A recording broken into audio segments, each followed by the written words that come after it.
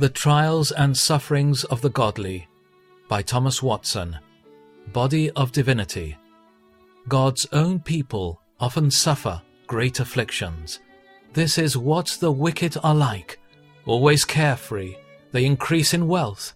Surely in vain have I kept my heart pure, in vain have I washed my hands in innocence, for I am afflicted all day long. Psalm 73, 12-14. How can this be consistent with God's justice?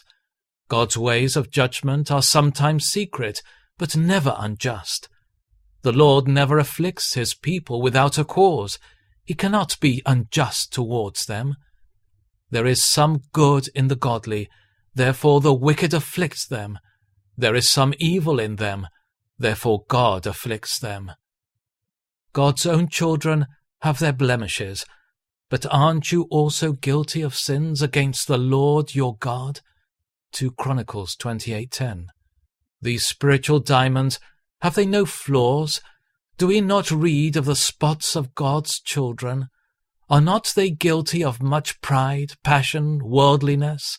Though by their profession they should resemble the birds of paradise, to fly above and feed upon the dew of heaven, yet, as the serpent, they often lick the dust. The sins of God's people do more provoke God than the sins of others. The Lord saw this and was filled with loathing. He was provoked to anger by his own sons and daughters. Deuteronomy 32:19.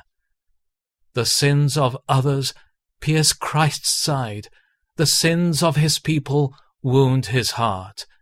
Therefore, is not God just in all the afflictions which befall them?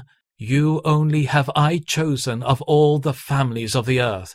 Therefore I will punish you for all your sins. Amos 3:2.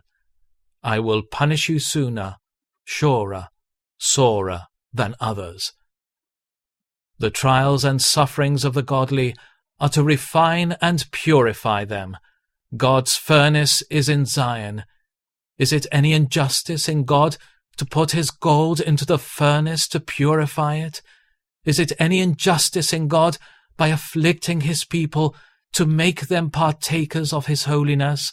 What more proclaims God's faithfulness than to take such a course with them as may make them more holy? I know, O Lord, that your laws are righteous, and in faithfulness you have afflicted me. Psalm 119:75.